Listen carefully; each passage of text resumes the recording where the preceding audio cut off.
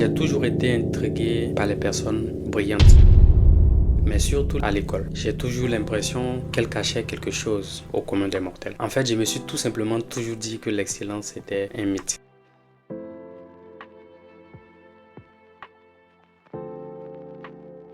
Alors, je me suis donné pour mission de percer les mystères qui se cachent derrière l'excellence. Et peut-être que vous serez déçus, je me suis rendu compte qu'en fait, l'excellence n'était pas un mythe. Et l'excellence n'est pas un mythe, c'est tout simplement le titre de l'ouvrage que j'ai sorti très récemment et que je vais vous présenter dans cette vidéo.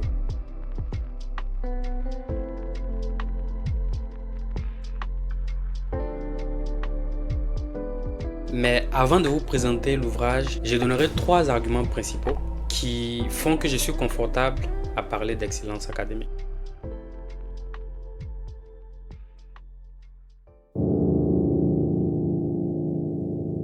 Le premier, je n'ai pas commencé mon parcours dans les écoles d'excellence. J'ai commencé mon parcours dans des écoles classiques. J'ai appris énormément de choses et j'ai désiré atteindre l'excellence. Je suis passé de ces écoles classiques à des écoles de renommée internationale.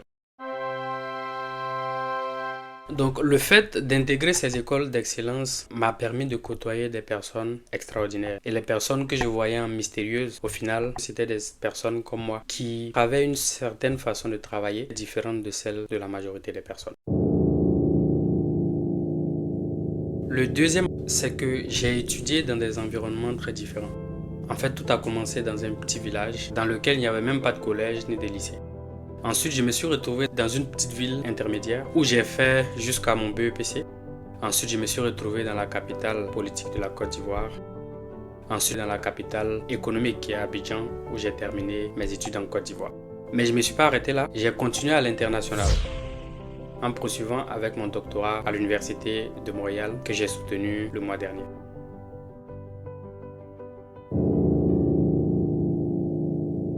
Le troisième, c'est que j'ai commencé ce livre pendant que j'étais en transition. J'étais à la fois étudiant et enseignant. Ça me permettait de me mettre dans la peau d'un étudiant, mais aussi d'un enseignant. Et j'ai enseigné justement pendant les 5 dernières années. Ça a été d'ailleurs l'une de mes expériences les plus agréables. Alors, le fait que j'ai fait des environnements différents et le fait que j'ai joué les 2 rôles essentiels dans l'apprentissage m'ont permis d'avoir une vision globale de ce que c'est que la vie d'un apprenant. Ça me permet justement de faire la transition vers le contenu de mon livre. En fait, dans le livre, l'objectif est très clair. Il te permet de définir ce que tu appelles excellence. Et cette excellence, justement, doit dépendre de tes objectifs propres à moyen et long terme. Le livre va te parler de la gestion du temps.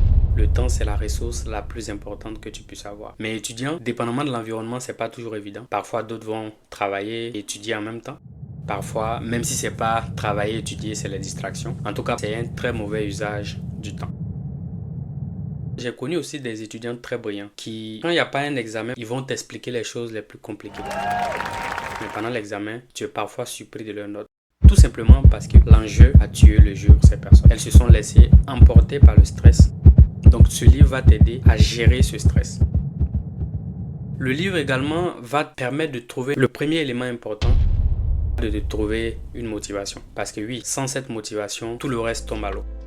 Le livre va t'accompagner à travailler de façon autonome parce que oui, tu en auras besoin et c'est nécessaire, c'est indispensable. Le livre va aussi t'aider à travailler en équipe parce que oui, le travail individuel a aussi ses limites.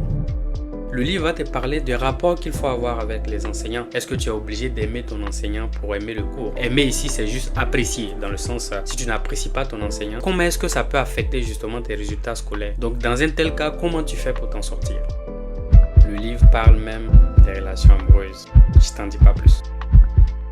Je vais te laisser découvrir ce livre que j'ai écrit avec beaucoup de passion, mais en même temps en m'appuyant sur des recherches scientifiques, sur mon expérience personnelle. Mais aussi, j'ai pu échanger avec des étudiants très brillants qui viennent des 4 coins du monde. Et ça m'a permis de vraiment sortir ce livre. Le livre est fait pour toute personne qui est en quête de méthodes d'études, de méthodes pour apprendre quelque chose de nouveau.